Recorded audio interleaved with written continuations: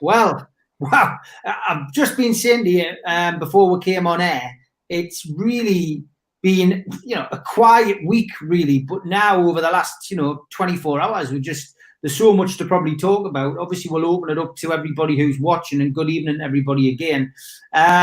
Let's start with Amanda Staveley and the Staveley versus, Barclays Bank case. Have either of you watched it? Mitch, first, have you watched any of it? Been following where I can. I've been sort of tied up with a lot of stuff with work as things are starting to pick up a little bit here again, but certainly following what people are saying about it, which is it's interesting to see the varied levels of opinion across the board. You got some people saying, "Oh, she's on a bad day today. This isn't good," and then somebody else in the next breath is saying everything's great and what a great performance. It's quite, but again, it's almost like it ties in with the whole takeover thing. Everybody's just desperate for positive news with somebody associated with Newcastle United and what's going on. Yeah. And so it's being followed probably in a way. Normally it would just fly under the radar, but now it's that little club in the north of England's creating stirs worldwide again, isn't it? Yeah, I mean, I've got to be perfectly honest. I think she's given a good account of herself. I think it's very much like being on trial, which is a bit bizarre. When you're the one who's going in trying to get money that that you believe that you're owed. But I've watched most of it, or followed most of it over the last 2 days that she's been in the dock, if you like. And I thought she's given a good account of herself. And I'm looking at it more. I'm not watching it because of this case in particular, because it doesn't have anything to do with the football club. I'm watching it just to see how Amanda handles herself, like under pressure, which in itself is very interesting when you think that she's going to be taking over our club. So, I've been impressed. Steve, have you managed to catch any of it, or have you just been reading the reports? I dipped into it just before lunch, and obviously what you're seeing is sort of, the split screen and the sort of 3-4 little angles, and you've got the judge and you've got the guy who's asking the questions and her stuck at the bottom corner. And it just seemed to be sort of like, the guy talking through documents, throwing documents, numbers at them, then having to look at a screen, them having to read, identify, is that what you said? Is that not what you said? Is that your true account of it?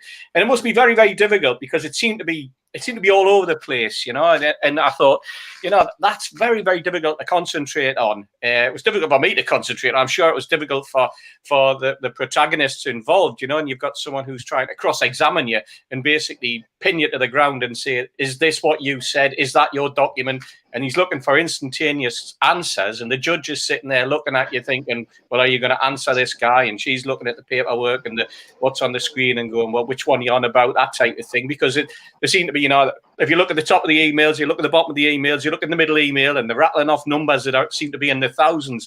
And I just thought to myself, this is pressure. This must be, because you can almost feel the beads of sweat down your own neck when you think what it must be like one who's going through that as well, So she seemed to make a good of account of herself in the half an hour or so that I dipped in before lunch, and then took the dog for a walk. I think if she got the chance, she might want to borrow my dog and take him for a walk a couple of times at lunchtime as well. Got an apology this morning, of course, because some of the eagle-eyed Toon fans who've been watching it last night obviously heard that the derogatory comment thrown at her as broadcast went.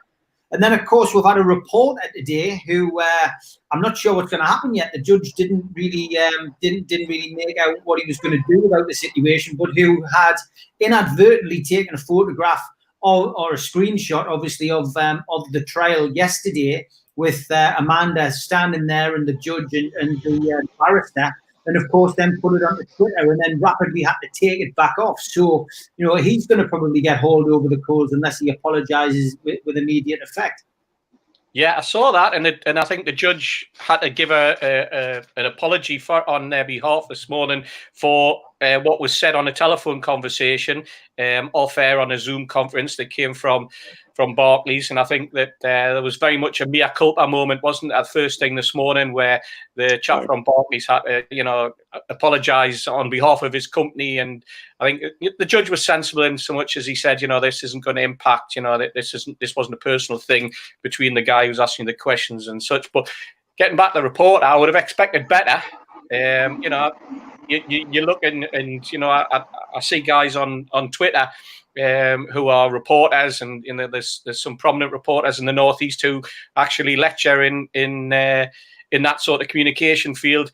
And you're thinking to yourself, this is basic stuff. You know, you wouldn't take a photograph in court. Why would you then take a photograph or a screenshot or whatever he's done and then publish it? You know, so you know, if he put a drone up, fair enough. I think you get away with that, but certainly not photographs of what's going on. And I think that's symptomatic of the sort of angst that there is in terms of, you know, people not understanding the whole process now. And it's a sports journalist as well. And you're thinking, you're a sports journalist and you're sitting there hanging on the every word of a court case involving Barclays Bank and a woman who's says that she's owed a boatload of money. You know, it's just like, you know, what was he expecting that to say? You know, I just find that quite strange as well. Yeah, Neil. I would suggest he knew exactly what he was doing. Yeah, get it out there and then get it down and then go, I'm sorry, I didn't realise, etc., etc. It's contempt of court. You can go to prison for that. Yeah, it's simple as that. It is simple as that. And you've got to say, it's a sports reporter who also dropped a question in out of the blue when interviewing Richard Masters, again takeover related. And then we see comments from Miguel Delaney today about the court case and a spiteful, petty little churlish, and he's revealed he does have an agenda. He's absolutely revealed his own agenda here now. These guys aren't stupid. They know what they're doing. They know what they're doing. All my journalist friends, you know, I've got mates who are now over here actually working in the media, and some of their tales about what you can kind of do when you're in court. You know, they know. And so again, you've got to start saying, well, what are you doing? What are you playing at? What's your angle here? Mm-hmm. It stinks to me. Danielle Lowther agrees. I mean, she's been watching the trial. She's been nervous, talking about Amanda, of course. But hey, wouldn't we all? Of course we would, especially when you're talking about the amount of money that she's trying to claim. But she also backs you up, Neil, to saying Miguel's comments today were bang out the border. What did you make of them, Steve? I thought it was shocking, absolutely shocking. And we've known for a while that he had some sort of an agenda against Newcastle United. He had some sort of agenda against this takeover. He didn't seem to be as vociferous in his words when it was Manchester United, and he's made all sorts of excuses and reasons why he wasn't like that back in 2018 when Man United were allegedly on the scent of PIF. You just think, you know, these guys, it's like they're trying to make a name for themselves. You know, I'm perfectly honest, I'd never heard of Miguel Delaney until this started, if I'm perfectly honest. And he writes for a newspaper that I very rarely read. I very rarely see anything online about, you know, from that particular newspaper. It's not a newspaper that I would look for sport. You know, if I'm going to look for sport, I know where to look for it online. And he suddenly appeared out of nowhere, and I think, you know, his profile's gone, you know, right up onto the top echelon at the moment, in terms of, because he's been talking specifically about Newcastle United and about this takeover and about how much he is against it. Definitely weird. 100%. Just getting away from some serious stuff. Tim Cairns has asked a question here. Donald often asked me where his song came from. He says, I've been fascinated with the legendary songs over the years at St James's Park, but who makes them up? Not me. Yeah. I know that for a fact. Well, evolved. I've got to be honest. I can claim to I've made a chorus up once on my way to the Derby match, because the song that everyone sings, Sunderland's a Massive Club, was looking for a new chorus. And I think it was me who invented the We Side Jack one. And I've definitely taken the blame for that, because people were just waiting. There was a pause, and I think it's this. You've got Steve Cram as a celebrity fan. You've got, you know, and I just piped up when it went quiet. We've got We Side Jack, and it stuck. So I can claim that one, but the rest of them, God knows. I mean, you know, Malcolm McDonald often tells this story when we do talking, saying, what Jesus Christ Superstar was the main musical, and then suddenly just out of nowhere when I scored my second goal at Newcastle, it was Supermac, Superstar. How many goals have you scored so far? And maybe it's just impulse, isn't it, on the day, I suppose. Yeah. I think so. I mean, I remember at the '98 Cup final, we stayed in a bar in Stevenage, in a hotel in Stevenage, and I remember on the Saturday night with a big crowd of Newcastle fans, and then a big crowd of fans who weren't Newcastle fans, but claimed to be, and we're all in the room together. And then the singing competition started across the room between like a bunch of lads on one table and us on another table. And it just bounced back and forward for about 3 hours. And it was just, you sang about anything, you made up a silly line, and it was like, who could do?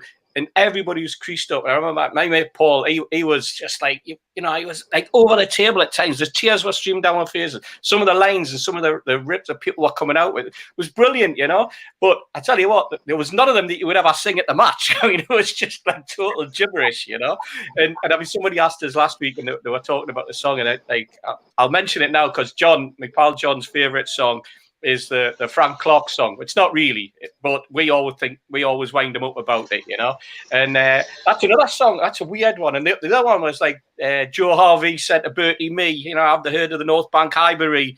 No, said Joe, I don't think so, but I've heard of the Leazers Agro, and stuff like that. It was like, where do these come? Brilliant, absolutely brilliant, sort of. Things that are specific to Newcastle, specific to the Gallagher end, specific to the Leazers end at that particular time, I'd love to know who did them. I'd love to know.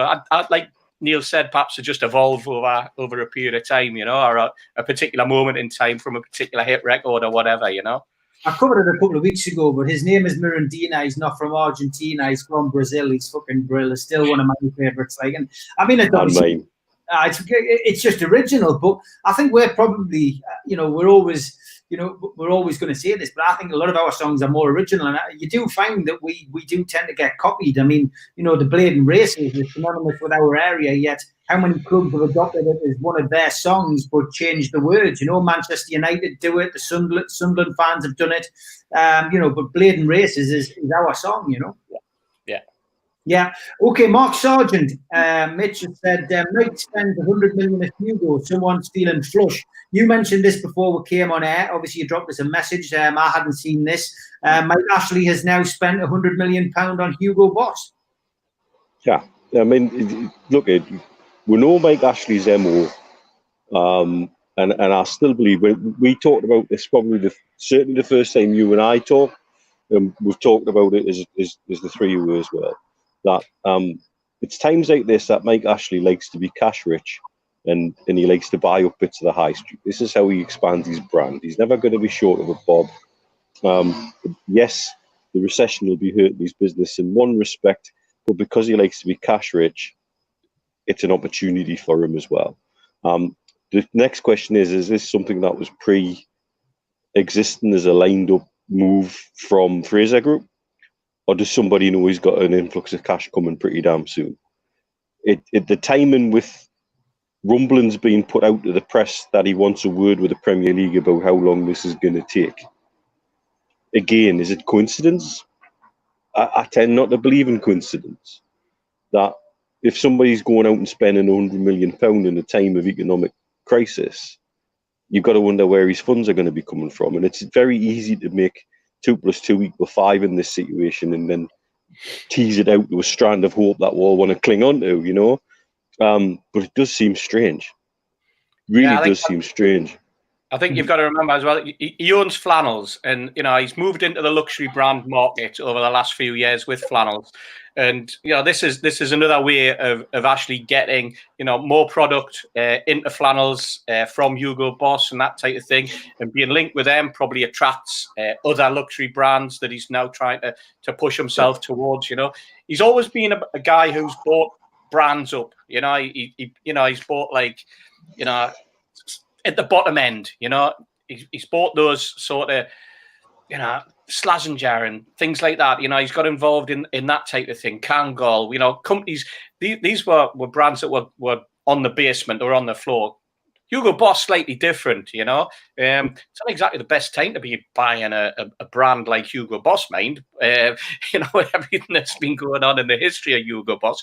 Is he moving into the German market? Who knows? Is he moving into German football? Is that his next step?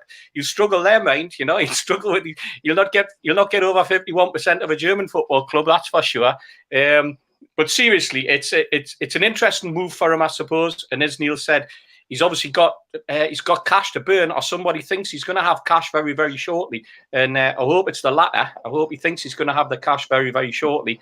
Or you know, that's great for us. You know. Yeah, James May says, Mitch, could cultural differences be a reason as to why the Saudis are so sure of the deal going through, whereas things appear to be a lot more cautious in the UK? It was similar with the BZG takeover. Similar and not similar, I would say. BZG came out and were exceptionally bullish from the off, from those first couple of statements, and then effectively just stuck their heads in the sand and believed everything was okay. The noises coming out of Saudi are a bit more. They're confident, but they're not that sort of bullishness. The arrogance isn't necessarily there. It's just more of a confidence.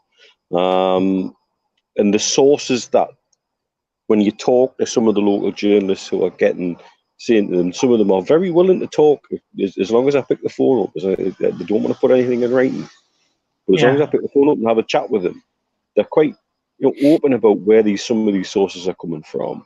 And they're from places which I just couldn't see anybody literally putting their neck on the line with it. You know, it's again, you got to put it into perspective that economies in the region are being hit around here the same way they are around the world at the moment, and particularly with oil prices and things in this region even more so.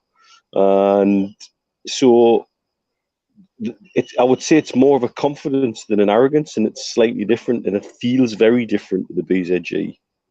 Yeah. I think there's a confidence around the Middle East, though, Neil. I was talking to someone, and it's very, very strange. There's a confidence in Iran.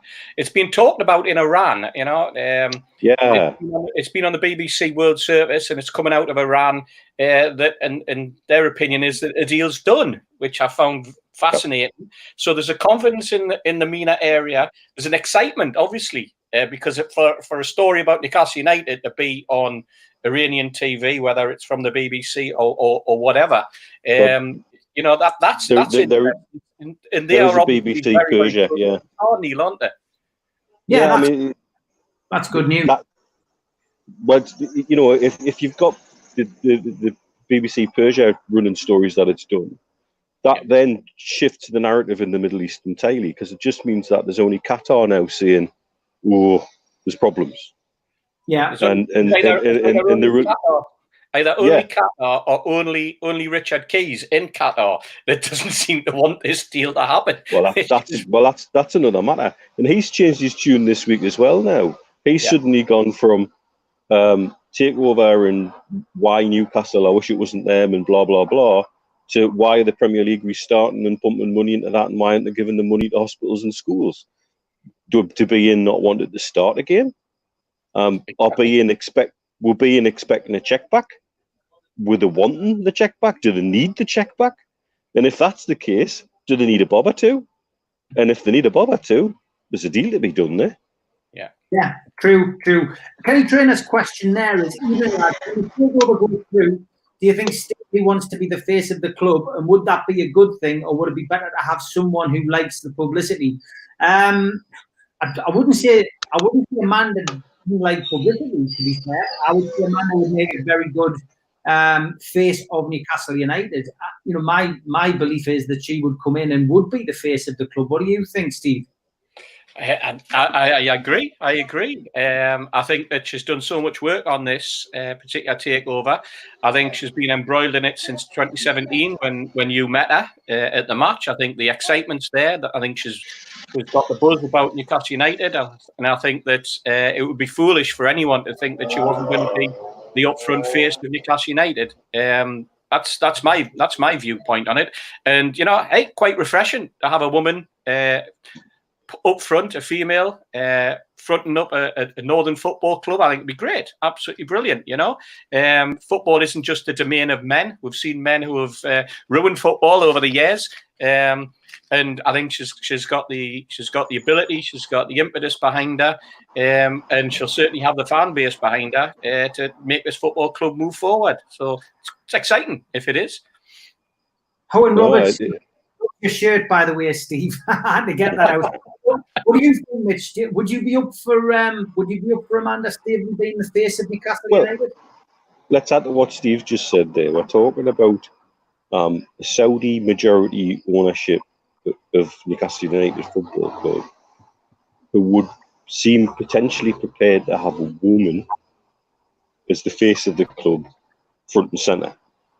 And that, for Saudi, would tie in with the significant cultural shift that Mohammed bin Salman's trying to make over there. Again, these things are. I know I'm going to get accused of being a cheerleader and da-di-da-di-da from certain individuals. Hi, Roy, by the way.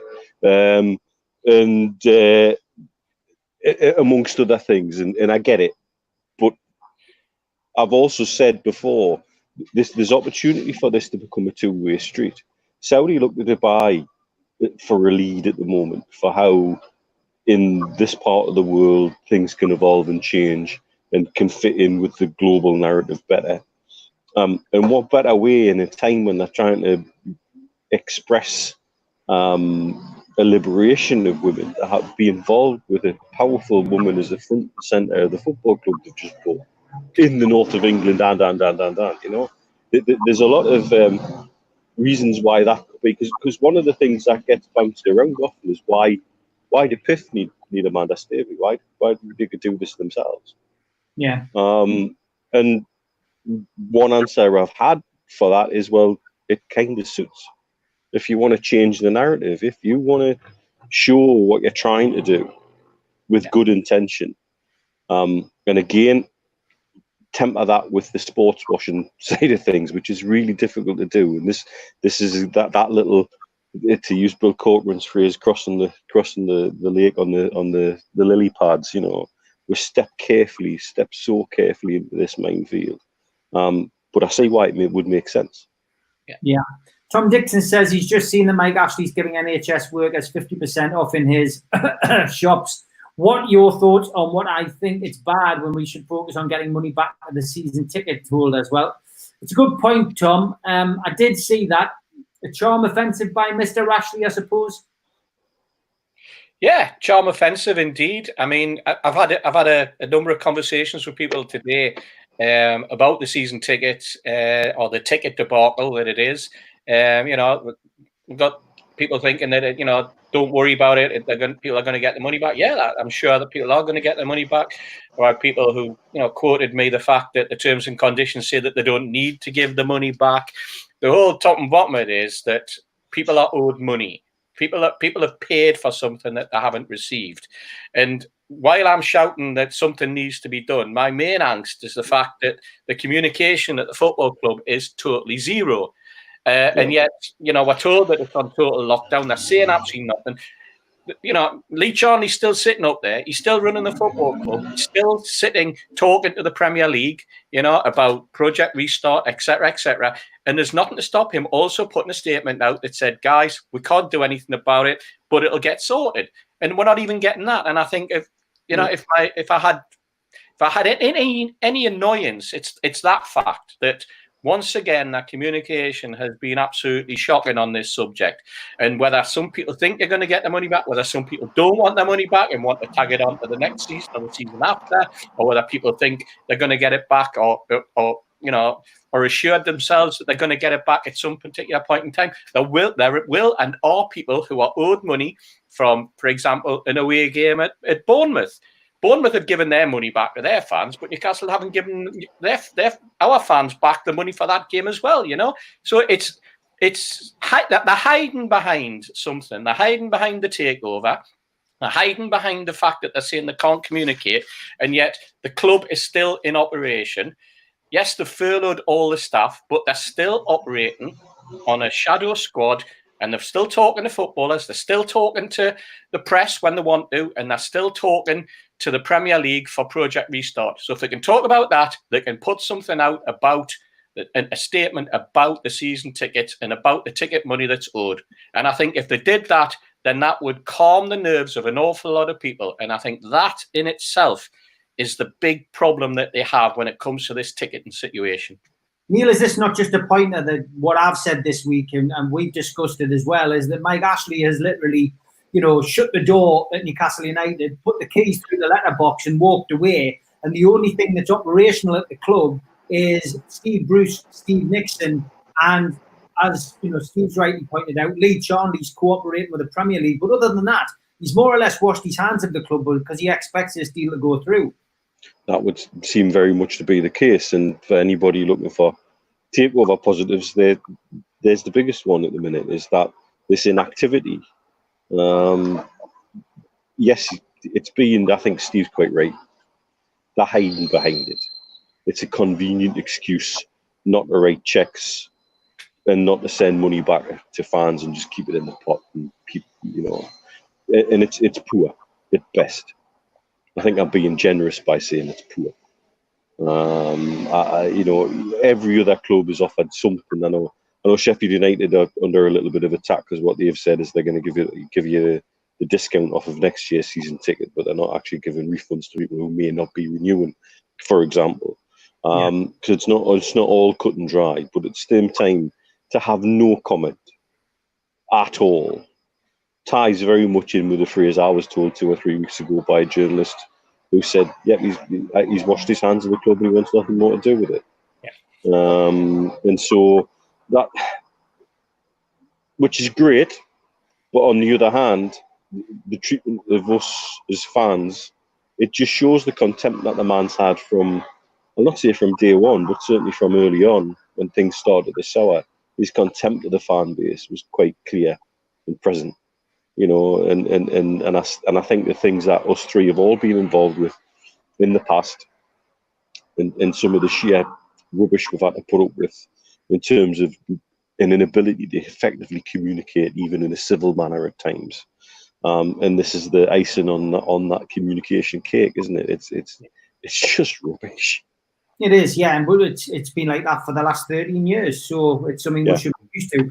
There's a few questions coming in for you, Mitch, Saudi related. John Justin Allen has said, did you guys watch the BBC Two documentary House of Saud? I did. Staggering the power, the finance that these guys have, which I'm sure Mitch can elaborate on. Exciting times for Newcastle fans. This is going to be mind-blowing. I mean, if anybody hasn't watched it, it's available on iPlayer. It's well worth a watch. I'm not sure if you've actually seen it, Mitch, but it is a great program. It gives you an indication of what we've got ahead. I haven't seen it, but obviously, being regionally based, I'm aware of it. I mean, what put it into perspective for me was when Steve and I were sat, not long after Steve had been over and been sat with me at BZG's offices. Yeah. And then Steve had gone back and we were communicating with our guy in London, and he mentioned that the PIF appearing on the radar was real. He had some interesting opinions on it, but that's another story for another day. The bottom line, to put it into perspective, is Steve and I have both seen Binzaya Group's wealth statement. PIF's is 10, if not 100 times that, and that's just mind blowing. The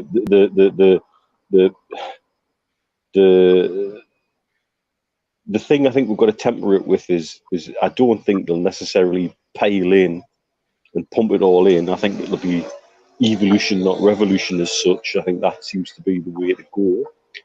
Though I think we'd be grateful for that. We'd just be grateful for somebody who gives a monkeys at the end of the day. But it's also why things like some of the easy wins, which for some owners might not be doable. Stick another 6,000 seats in the Gallagher end, for example. We know, because I think all three of us have been involved in conversations about extending that part of the ground over the last 10 years. And every one of those conversations ends with not economically viable. What you've got to spend to do it, it's not worth doing it. These will not give a monkeys about that.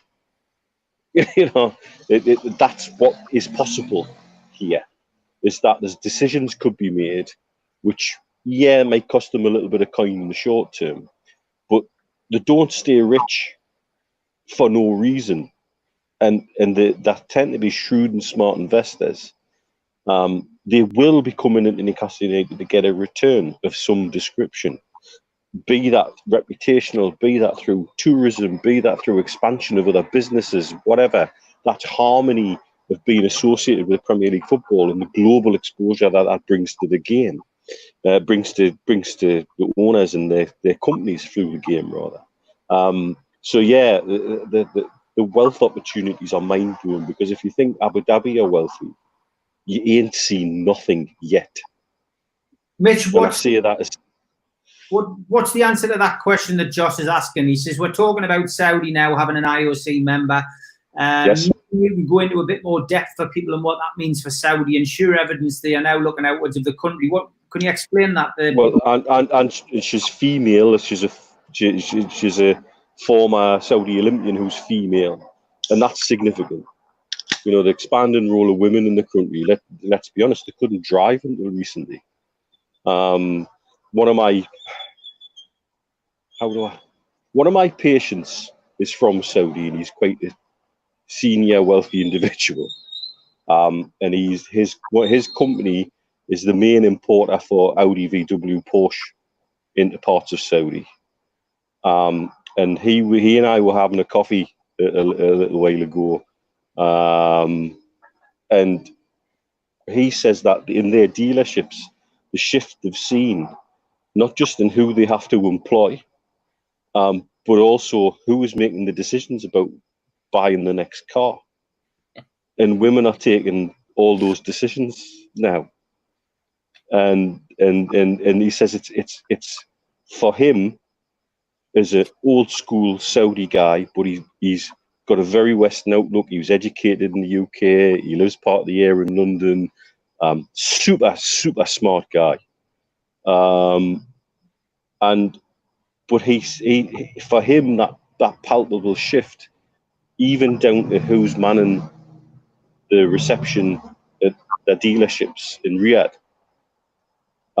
is very palpable. So now having a female IOC member is hugely culturally significant, and does show that they're looking globally, not just regionally, not just about what's going on in the MENA region, which for years has always been that focus.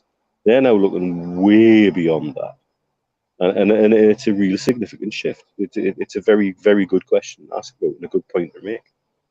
I think it was interesting on that program as well last night when they talked about the age demographic of Saudi Arabia, and the number of people that live in that country are under the age of 30, and that is very, very significant in terms of what the rulers are now trying to introduce, because they've got people there who are interested in what goes on in the West.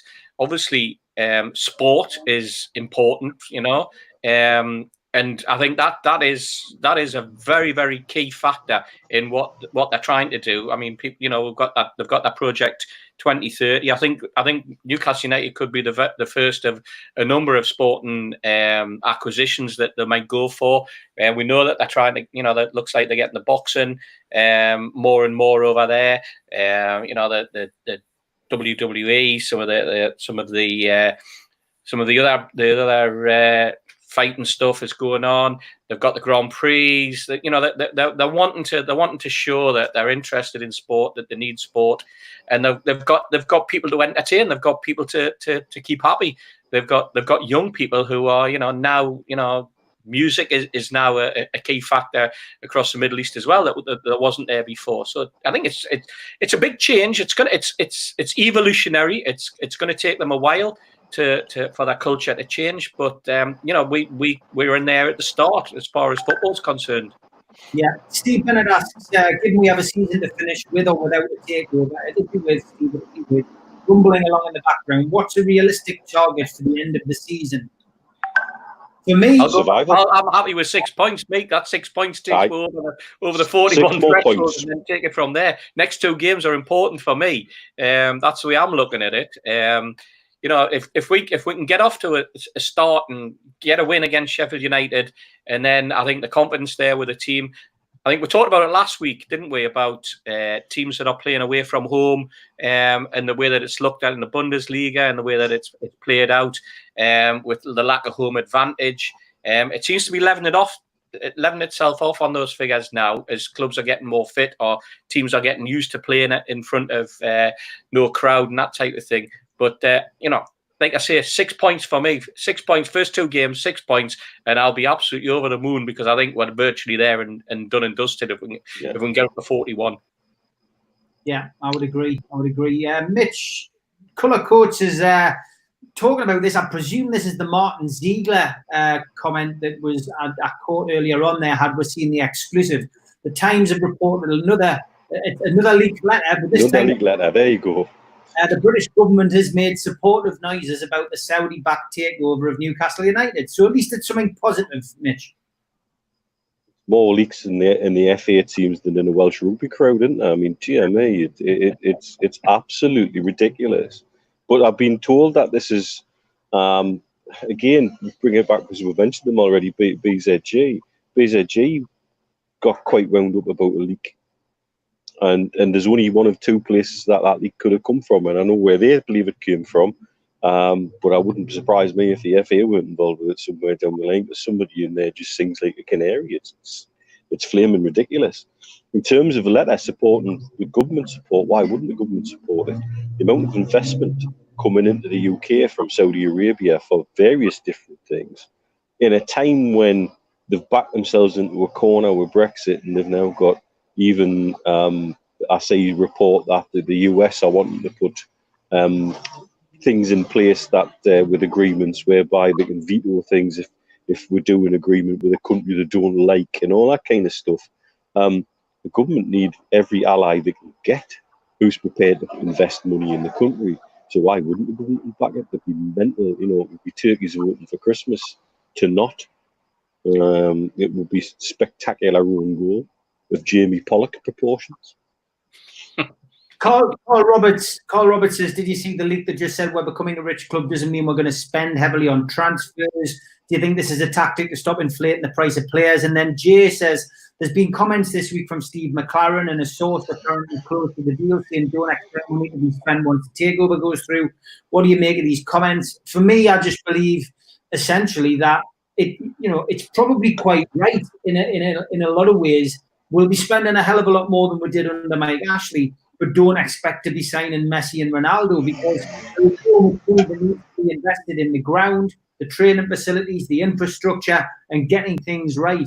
And I think that the takeover, once it goes through, will be a long-term plan. It won't be short-term, Steve.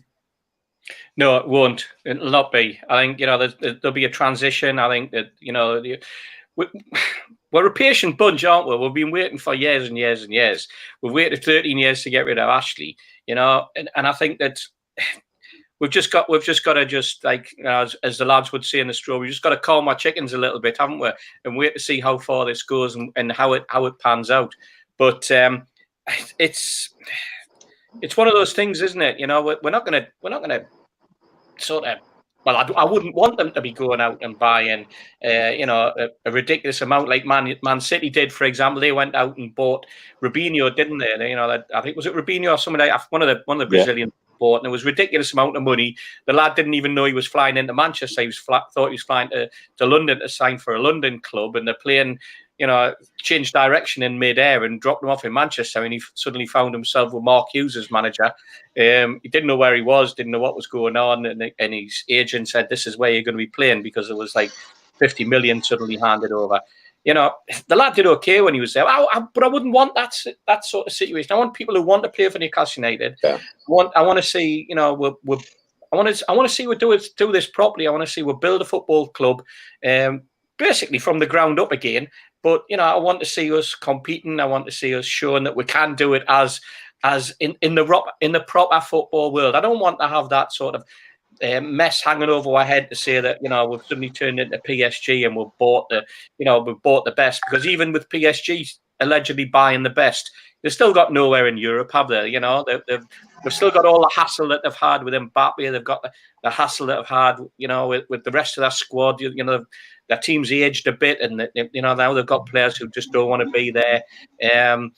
It's a recipe for disaster, I think, when you start getting into that situation. You know, let's just evolve. Let's just see how, you know, and if we've got sensible people involved in the back room who know exactly how a football team can be developed. And I think this probably goes back to the sort of project, who the manager is, and how he thinks a football club needs to evolve over a period of years, because that keeps the pressure off whoever the manager is as well. You know, it allows them to have that sort of step back, build this gradually, get the momentum going, and then build on and take it from there. Yeah. The other thing as well, though, we still don't know the value of anything over the next 2 years. Yeah. And we've talked about this before, and I'll keep banging this drum. Post-COVID, football is going to be a very different place, not just in the UK, but everywhere. And we don't know the value of anything. And so I already think they're taking a massive gamble buying Newcastle United at 300 million at this stage. Our guy, as Steve would tell you, our guy in London's been doing his dinger. He's literally saying it's crazy to do a deal right now. Mm-hmm. And he's pulled one deal altogether because he just said I couldn't do it right now. So we don't know the value of anything. So how can we expect it? We don't know what's going to be available. I think there's going to be a lot of opportunity for someone who's cash rich, and you'll pick players up for a lot less than what you think you might at the minute. But let's see.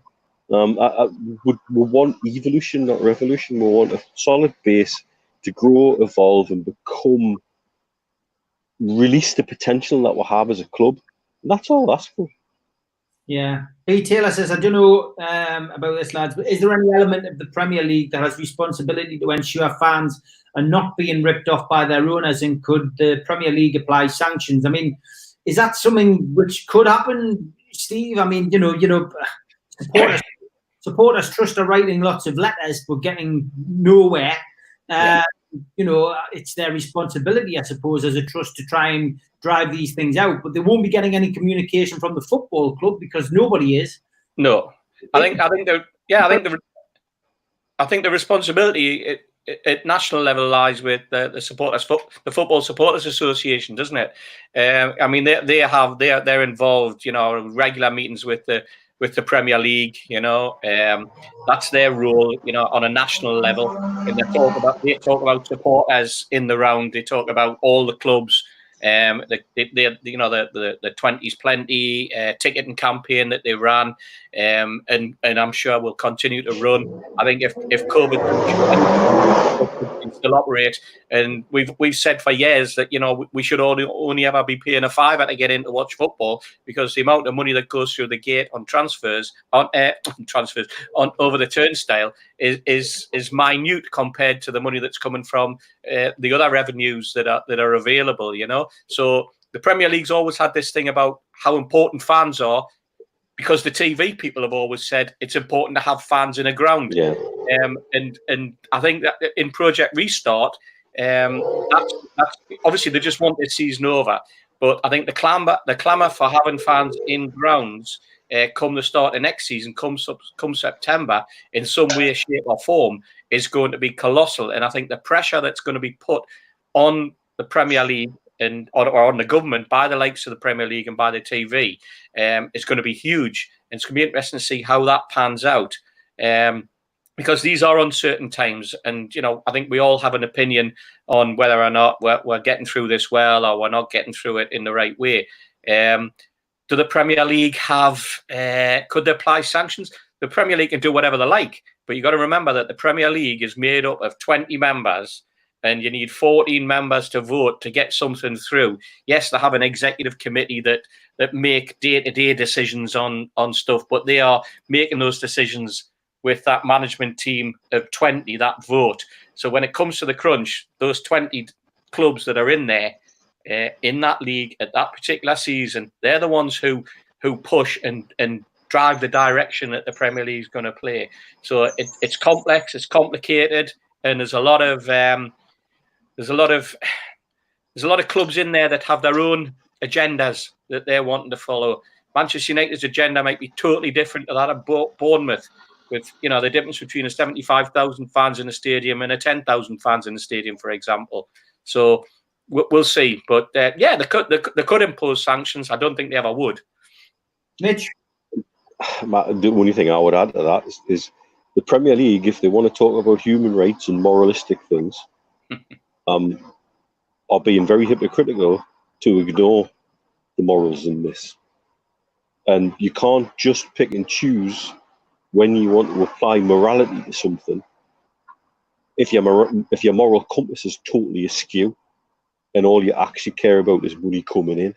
Because that's all the moral issues really seem to be about when it comes down to it with the Premier League. We have fans who are missing money that could make the difference between them making a mortgage payment this month or not. That's fact. And they're just happy to let we rot. Yeah. They're just happy to have a conspiracy of silence from the current owner and hopefully soon to be former owner, and not allow the incoming ownership to talk about it. And all it would take would be a statement, a joint statement that said, this is happening and we're all going to sort it out after, and everybody's happy and everybody looks better. And instead what we've got is we've got people scrambling to cancel direct debits and worrying about what's going to happen with our money. And nobody from the Premier League is talking about the morality or the immorality of it at all. Yeah. Which I find desperately hypocritical. I mean, look, I genuinely think a lot of this is down to the pandemic and the Premier League trying to sort out Project Restart. And I don't think anyone's really appreciated how big a job that is. And I'm certainly, coming round to the fact that, potentially they didn't start looking at this until a lot later than we all suggested or thought, So, there is that option. I keep, bringing this up, but I can only speak as I find with the Boxing Board of Control, who obviously I work with as a promoter and a manager. They're closed. The head office is closed in Cardiff, and they aren't allowed to meet because of the strict, the strict rules. Everything is being done online. A lot of the Boxing Board of Control are of a certain age demographic that don't do Zoom and don't do conference calls. Can you imagine? But then also trying to sort out the takeover. And I know what they'll be prioritising. They certainly won't be prioritising the Newcastle United takeover, no matter how frustrating that is for us. That's the situation that we're in. So, have they started it? Haven't they started it? I would imagine that they have, but, where they're at with it, who knows? But we've also got to remember, and we've been talking about this for the last few weeks, that there are so many things which have to be taken into consideration. Letters from Khashoggi's girlfriend, letters from Amnesty International, letters from the WTO, letters about piracy. All of these things have to come into the equation. But on the positive side, all of these things will have been taken into the equation by the prospective owners and buyers. And if you're telling me that Saudi and PIF and Amanda Staveley and the Rubens without having a game plan, and without saying, well, what are the potential things that could cock this deal? Yeah. It's why, and people keep asking us time and time again why we're so confident. That's why we're confident, because we don't, we've looked at it with sensible heads on, not with black and white glasses. We've looked at it with common sense glasses. Yeah, absolutely, Steve. Absolutely. And you go back to Project Restart, and anyone who's looked at, yes, it is a complicated business, but I tell you what, all the work's been done in Germany on Project Restart. Because if you look at the Bundesliga papers that they've got on Bundesliga UE or Bundesliga G or whatever the website is, and you look at it and you see all the work that they did on how they are running their Project Restart and what was done, and then you read through it and you think, you know what? We're just uplifted that document's just been uplifted. We're just following the same pattern, the same template, almost word for word. And, you know, we looked at it a couple of weeks ago, didn't we, Neil? And we said, they'll do this, then they'll do that, then they'll do that. And it's literally followed, you know, step by step, all the way through. Now they're looking at, and there's some interesting questions come up on social media just last week about, well, how are players going to get to the game? You know, are people going to be able to fly to the game? Are clubs going to be commissioned to open a hotel somewhere in the city for the opposition players to stay in? How would that operate? Who would man it? Are we going to go there and back? You know, are players going to have to drive all the way to Bournemouth in their own car and then drive back again? You know, and I think I saw one of the players who actually tweeted out, well, what am I going to eat? You know, where do I stop off for food on the way? What's my pre-match meal going to be? And so it goes on, and so it goes on. So when you get to the minutiae of how this Project Restart is actually going to evolve into actually, you know, presenting a game and, you know, the travelling back and forward, there's lots of questions. And I think the other question was to do with referees. Who's been monitoring the referees and the assistant referees, and how are they getting to games, and how are they gonna socially isolate when they get there, or do they need to, or what sort of bubble are they living in? And then you move out and you move right. Okay, you've done the players, then you've done the officials, then you suddenly go into that sort of inner circle, the outer circle, the green circle, the blue circle, everything. You know, it's very, very complex, and I can understand what you're saying about how that's taken the priority. I still would have expected that there would have been a team of lawyers that would have been put on that would have just been looking at this particular takeover. And if I'm going to say anything that's going to be controversial, yes, they'll have seen the draft from the WTO, and yes, they'll know what's going to be in it, but they don't know what the final document that the WTO put out next week is going to have. And for that reason, and that reason alone, they're not going to act on a draft. They're going to wait until the final documents come out before they then comment, or before they'll then know exactly what's happening. Great point, that, Steve. Great point. Look, we're down to the last 10 minutes again, lads. Let's try and get through a few of these people's questions. Christopher says, would you sign Andy Carroll to a deal more than a pay per performance? Simple answer from me, no. Yeah, no. Is he fit? Is he ever? I don't know. I'm just going to leave it at that. Exactly. Quick question, Tom, Stephen, Mitch, what do you think of the substitute rules in the Premier League restart? Obviously, more substitutes. It's a good thing, I suppose, because you know, from the players' perspective, they're not going to be match fit, are they? Especially for those first few games. No, but it's quite complicated as well, isn't it? There's only certain, and you got 5 substitutes, but you can only do so many at a certain time in the game or whatever. I haven't really, got my head around how that's gonna occur. And I think until we actually see it happening in a game, and then we're gonna go, oh, that's what they meant. That's what they meant. Yeah, Mitch, always that important question. What can are you drinking tonight? FS. bit of Turkish Pilsner for you this evening. Lee Allison says, at least Sunderland are keeping to the social distancing rules. Always keep 2 leagues apart. Good one, Lee. Minimum of. Another one for you, Mitch. Will Thurkettle says, did Midhat enjoy your bridge pictures? He always loves a bridge picture, does Midhat, bless him. David Vetch says they'll accept the deal and the Premier League will have their palms greased as usual. That's your comment, David, not ours, but I get where you're coming from. Chris Armand says, with the WTO leaked document from unknown Qatar sources, the Premier League from the WTO. So do PIF know what they've been caught doing? I mean, it just relates to what you were saying, Steve, doesn't it, really, that there could be a draft out there already. And I think it makes more sense, doesn't it? I think it does. I think it would make more sense that this doesn't get announced until, everything's been, all the complaint letters have come in. Everything's been given, due diligence. Everything's been looked at, I think that's the case. Yeah, I think it's important to say that PIF haven't done anything, by the way. There might be allegations of something happening in Saudi, but with an organisation that's allegedly pirated boxes. That's not PIF. PIF haven't pirated boxes, so you have to be careful what you say there. But I mean, the people in the takeover will have probably seen a copy of whatever the Premier League have been seen and been asked to comment and building up the case and building up the responses accordingly. Mitch, people asking if you're on your balcony again, Doug especially. It's the Mustang. I am on the balcony again. No, it's some dickhead in a bloody BMW M3 who got a new exhaust as an Eid present, I think. Anyway, I've got the. I'm down in Dubai this weekend with a Ben just to give her a change of scenery because under 12s kind of do nothing out here at the minute, and she's just been like a caged lion. And speaking of Ben's, I said I would give a shout out to Dave Cartman out here in Dubai. Him and his wife Lizelle, who've had introduced another Geordie to the world, little Harrison, this week. I was out wetting the baby's head with him last night, so we've got another black and white there in the Middle East. So you look great, spreading the word. You look great in his little toon baby grow, mate. It was a great picture. It's cracking.